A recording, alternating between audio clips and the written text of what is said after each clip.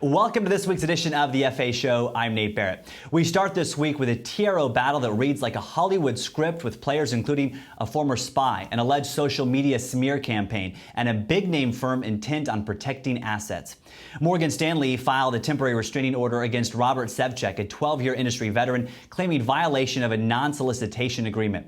For his part, Sevchik, now with regional brokerage D.A. Davidson in Medford, Oregon, said he has been the victim of a social media smear campaign that was engineered by the firm and the retired broker and former U.S. Air Force intelligence officer James Maddox, whose business he acquired. The dispute was set in motion after Morgan Stanley uncovered tens of thousands of dollars worth of commissions that were miscoded under Sevchik's individual production number, but should have been shared with Maddox, and fired the broker, according to its initial complaint filed last week. The firm has fired over a dozen brokers over the issue, and earlier this year updated its internal coding systems to restrict brokers. With 76% of its roughly 200 brokers having already exited, Wells Fargo Advisors is on track to shutter its International Advisors program. In January, Wells announced it was abandoning servicing wealthy investors outside the U.S. as part of its efforts to rein in risk. A flurry of recruitment activity ensued as the remaining U.S.-based wealth management industry players servicing international players picked off some of Wells' big producers. Among the big firms interested in the talent were Raymond James Financial, Snowden Lane Partners, Morgan Stanley, UBS Wealth Management USA, and BNY Mellon's Pershing. The options, however, are narrowing for the advisors who remain at Wells, potentially leaving some unable to be placed. A severance package will be offered, with Wells working with clients to shift assets to other firms. JP Morgan Chase & Co., which rattled employees earlier this year by ordering them to save work-related messages on their personal phones, said regulators have been asking questions about how it preserves records. The largest U.S. bank has been responding to requests for information concerning its compliance with records preservation requirements in connection with business communications sent over electronic messaging channels that have not been approved by the firm. JP Morgan said in a regulatory filing Monday. The company is engaged in certain resolution discussions, but there's no guarantee that the talks will result in a resolution, according to the filing. Are you more challenged by getting a prospect into your office or by closing the prospect? Do you believe that once a prospect is in your office, they'll actually become a client? What do you think your answer says about you or an advisor in general? Hi, I'm Jeff Crosby, a $5 million Barron's top advisor in the Seattle area, 24-time Ironman triathlete, former college basketball player and coach, entrepreneur, husband, father, and hopefully a lifelong learner. Finding the answers to those questions builds the basis for our next 2 episodes as I help you produce these 2 must-have items. We'll break them down and get started right after this.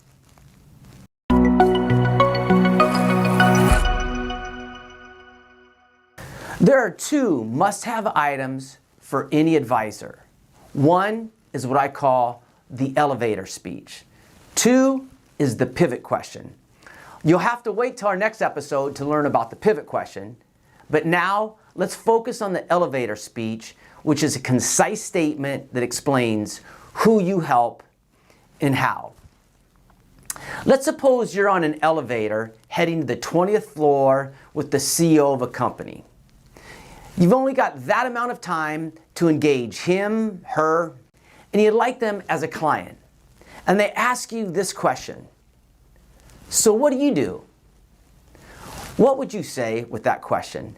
Not only what would you say, but what would you say that would stick out in their mind? Think about it for a minute. If you asked that same question to someone on the elevator and they said, I sell real estate, what might you think? You might think, oh, just another one of them, and maybe dismiss it. But what if they said, oh, thanks for asking. I primarily sell homes over $3 million and clients that want a marketing plan that will get an offer on their house within 72 hours of listening. Let me know if that's you. Hey, have a great day. Side note, that message will mean nothing to that CEO if you don't follow up. Regarding you as the financial advisor, I believe I have a few good elevator speeches, little talks that will help set you apart from others. If you're interested to get a few from me, please send an email to info@3xequity.com and we'll send you 3. Thanks for watching this episode, and our next episode will be on the pivot question, how to get that prospect on the elevator into your office. I'll give you some tried and proven ways.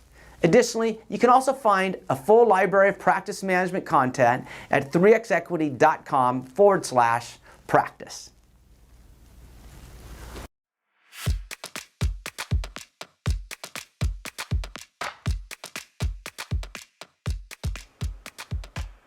This week we feature an excerpt from Advisor Hub publisher Tony Sirianni's interview with Andrew Daniels.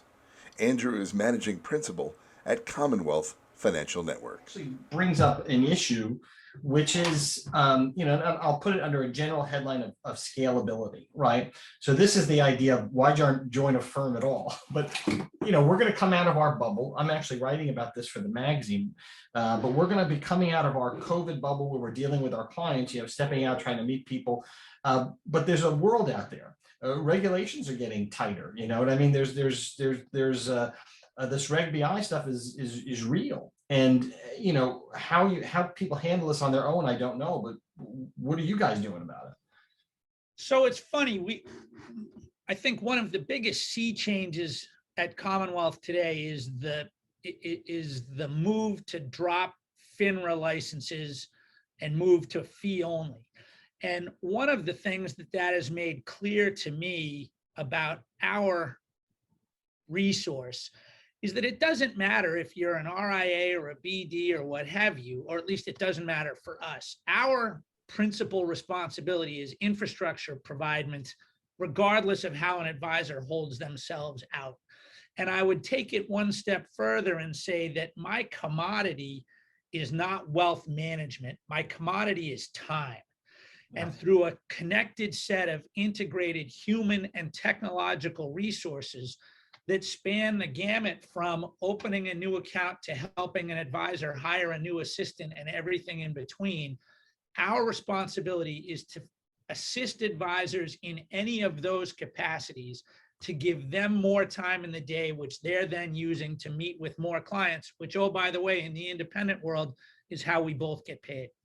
Right. And it's to that point of scalability. It's less that they have to do, and it's less that they, so in terms of delivering that sort of support, what typically does Commonwealth do, or how do you talk to the advisors about it, make sure they know everything they can get? So Commonwealth is still, even at 2,000 advisors, very much a boutique. Yeah. We have about 850 home office staff supporting those 2,000 advisors. And we run the gamut from the things you expect to get from your supportive RIA and broker-dealer operations and processing of fees and what have you, to a full suite of what we call outsourced CXO services. And the X could be Chief Financial Officer, Chief HR Officer, Chief Investment Officer, Chief Technology Officer, Chief Compliance Officer, et cetera. The point being, it shouldn't be an independent wealth manager's responsibility to manage that stuff on their own. And so we've created bundled resource to help them with that. And where they are, in fact, independent business owners, I don't want them focused on the turning on of the lights. I want them focused on the making of the money that's going to pay the electric bill. For the complete interview, as well as other discussions with industry leaders and influencers, visit the Advisor Hub TV section of advisorhub.com.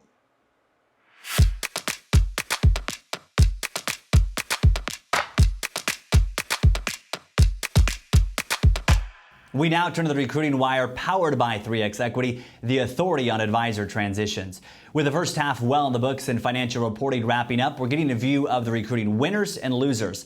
Let's take a look at the top of the charts on both sides. First, the winners. Coming in at number 3, having added $14.5 billion in AUM, is Rockefeller Capital Management. In the second position was LPL Financial, which added over $20 billion. And your first half recruiting winner was UBS Financial, adding over $57 billion in assets under management. Now, you can't have winners without losers, and we start again with UBS, this time on the third rung from the bottom. Though $19 billion in AUM left in the first 6 months, with the earlier noted success, they still netted over $37.5 billion in gains. At number 2 was Merrill Lynch, who saw nearly $36 billion exit. And the biggest loser for the first half of 2021 was JP Morgan Chase, who saw nearly $50 billion in AUM head for the exits. For a complete look at the charts and a log of recent moves, as well as access to the Advisor Hub offers tool to find out what your practice is worth, visit the deals and comp section of advisorhub.com. Thanks for joining us for this week's edition of the FA Show on Advisor Hub TV, powered by 3X Equity. I'm Nate Barrett. Have a great day.